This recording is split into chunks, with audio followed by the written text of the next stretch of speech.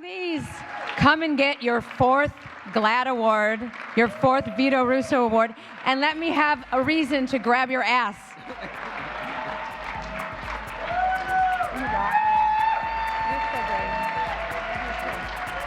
Well done. You got rather excited. I just kissed Madonna. Wait. I'll leave you alone with your idol. All right. Thank you. Sure. Shit, I'm leaving. That's all right. You can stay up here all day long. Thank you very much. Do I have lipstick on me from Madonna? Do I have lipstick from Madonna on me? I do? No. Anyway. Oh, yeah, well, it's the first. Kissing a woman, that is. First of all, do you know what it's like trying to be the follow-up act to Madonna? Please sit down, everyone. It is not easy. I want to thank Madonna for being here tonight, for her entire career.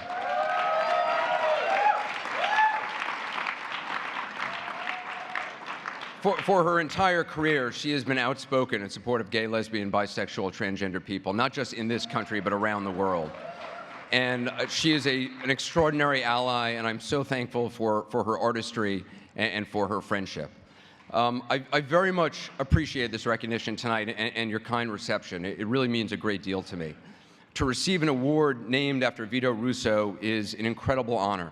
The truth is, though, I know that I'm not worthy of it at all. I read The Celluloid Closet when I was in high school, and it opened my eyes to the way that movies and the media had for generations portrayed us, and how those unfair and inaccurate portrayals affected us all.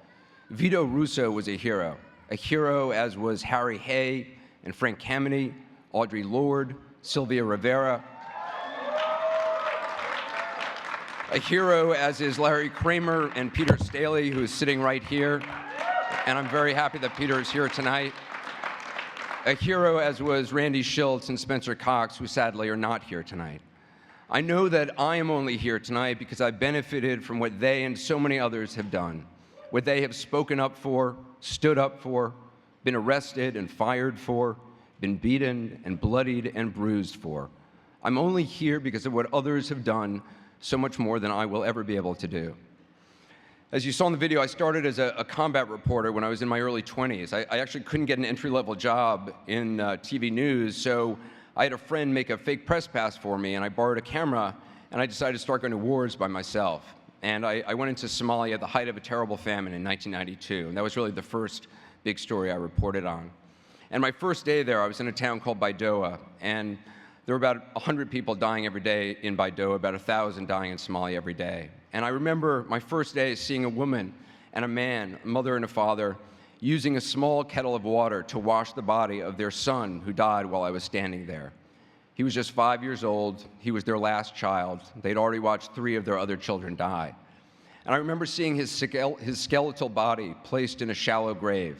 And a small mound of sand was all that marked that spot.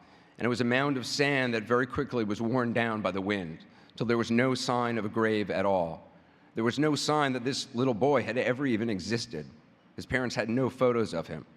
And I tell you this because it was in that moment that I really understood the value and the importance of reporting, the importance of telling people's stories, bearing witness to the lives that they lived, bearing witness to their heartaches and their hopes, bearing witness to their triumphs and their tragedies.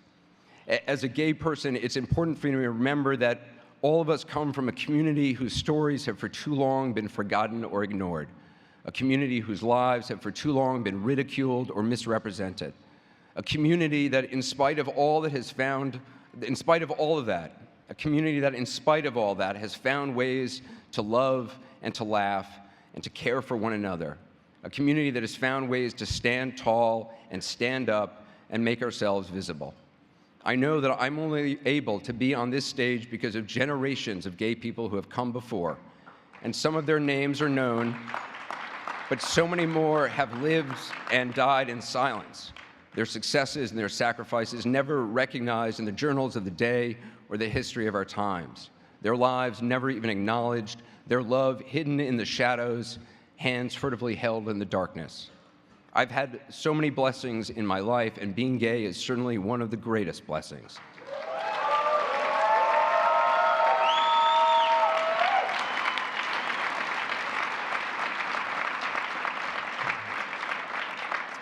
It has allowed me to love and to be loved. It's helped open my head and open my heart in ways that I could never have predicted.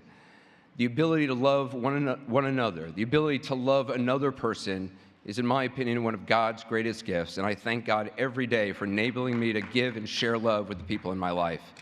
To my family and my friends, to my partner Benjamin, thank you very much, and thank you for being here. Thank you.